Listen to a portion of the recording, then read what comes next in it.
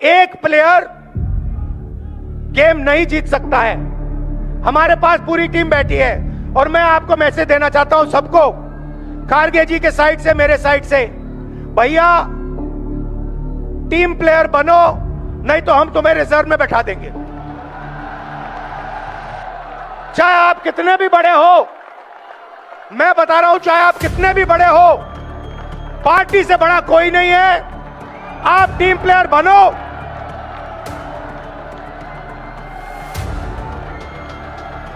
और नहीं बने तो फिर खारगे जी और मैं आपको ठीक कर देंगे।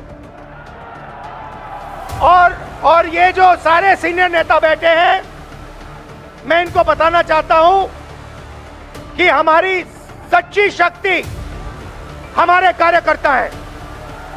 ये जो है, ये हमारी सच्ची शक्ति है। और जो भी होगा पंजाब में, इनकी रिस्पेक्ट करके होगा, इनको लेकर होगा, इनको शामिल करके होगा। आज राहुल गांधी पंजाब के बरनाला में थे। यहाँ पर उन्होंने मोदी और ट्रंप, अडानी के कई मुद्दों पर अपनी बात रखी। उन्होंने बताया कि किस तरीके से जो है दोनों तरफ से उनके मोदी जी के गले को पकड़ लिया गया है और मोदी जी बीच में फंसे हुए हैं। और इसी दबाव के चलते जो है मोदी जी फैसला ले रहे हैं, वो चाहे ट्रेड डील हो, चाहे सीज फायर हो, जो भी ट्रंप कहता है वो मोदी जी कर देते हैं।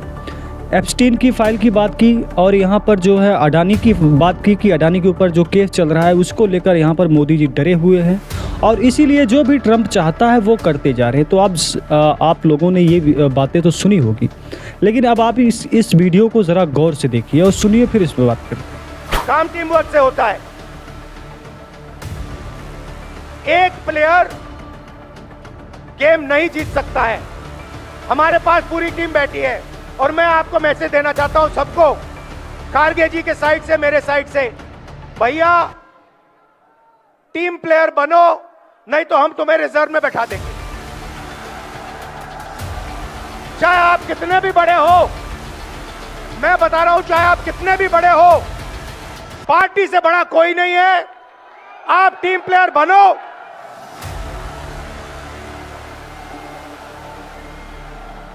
और नहीं बने तो फिर खारगे जी और मैं आपको ठीक कर देंगे। और ये जो सारे सीनियर नेता बैठे हैं, मैं इनको बताना चाहता हूं कि हमारी सच्ची शक्ति हमारे कार्यकर्ता हैं। ये जो है, ये हमारी सच्ची शक्ति है। और जो भी होगा पंजाब में, इनकी रिस्पेक्ट करके होगा, इनको लेकर होगा, इनको शामिल करके होगा। जो भी होगा पंजाब में इनकी रिस्पेक्ट पर होगा, यानी कि इनके सम्मान पर। जो कार्यकर्ता हैं छोटे छोटे, उनके सम्मान में होगा। वहाँ पर कोई ऐसा नेता नहीं हो सकता जो कह सकता है कि पंजाब की कमान अब हमारे हाथों में होना चाहिए, या हमको मुख्यमंत्री फेस का चेहरा घोषित कर दिया जाना चाहिए, या भी जो भी हो, पंजाब में हम सबसे बड़े नेता बन के उभरेंगे कांग्रेस के लिए।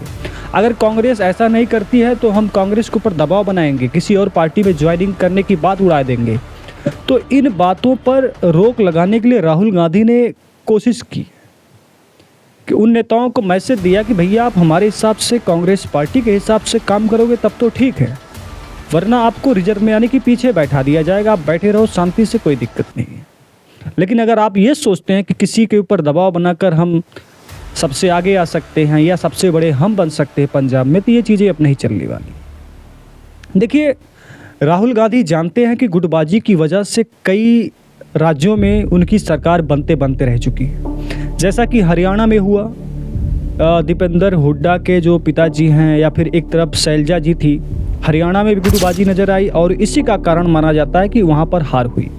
अभी असम में देखिए कि जो असम में पूर्व कांग्रेस के अध्यक्ष थे, वो बीजेपी ज्वाइन कर लेते हैं। अब वहाँ पर भी एक माहौल बना है। दूसरी तरफ बिहार में आपने देखा किस तरीके से काम हुआ कि वहाँ पर कांग्रेस के नेताओं ने कहा कि यहाँ पर टिकट बेचा गया है, तो कई सारी बातें निकल कर आई। तो कांग्रेस की सबसे बड़ी जो कमजोरी रही वो अंदर की गुटबाजी रही है। तो इसीलिए राहुल गांधी ने सबसे साफ मैसेज दिया कि आप टीम में रहकर काम करो। अगर आप ये समझते हैं कि हम अकेले जीत जाएंगे तो गेम कोई जीत नहीं सकता। तो अगर आपको गेम खेलना है और गेम में जीतना है तो आपको सबको साथ लेकर चलना पड़ेगा। आप किसी कार्यकर्ता, जो भी कार्यकर्ता हैं, और उनका सम्मान होना चाहिए, उनका रिस्पेक्ट होना चाहिए। कार्यकर्ता क्या चाहता है, उसकी क्या मांगे हैं, उसकी सुनवाई होनी चाहिए।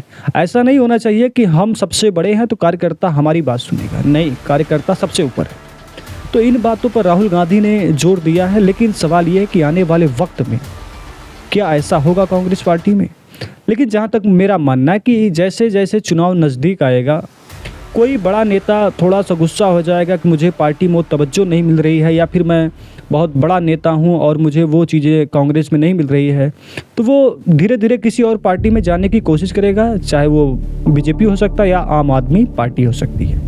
वैसे पंजाब में बीजेपी तीसरे नंबर पर है, पहले पे अभी आम आदमी पार्टी की सरकार है, इस दूसरे नंबर पर कांग्रेस है। अगर कांग्रेस ने मजबूती से चुनाव लड़ा तो बहुत मुश्किल नहीं होगा पंजाब का चुनाव। लेकिन अब आम आदमी पार्टी केजरीवाल शराब घोटाले भ्रष्टाचार मामले में बरी हो चुके हैं, तो ये भी थोड़ा सा कठिन हो सकता है कांग्रेस के लिए। अब लेकिन देखना ये कांग्रेस और कांग्रेस के नेता जो पंजाब के, वो क्या करते हैं। आपकी जो राय कमेंट में ज़रूर बताइएगा। धन्यवाद, नमस्कार।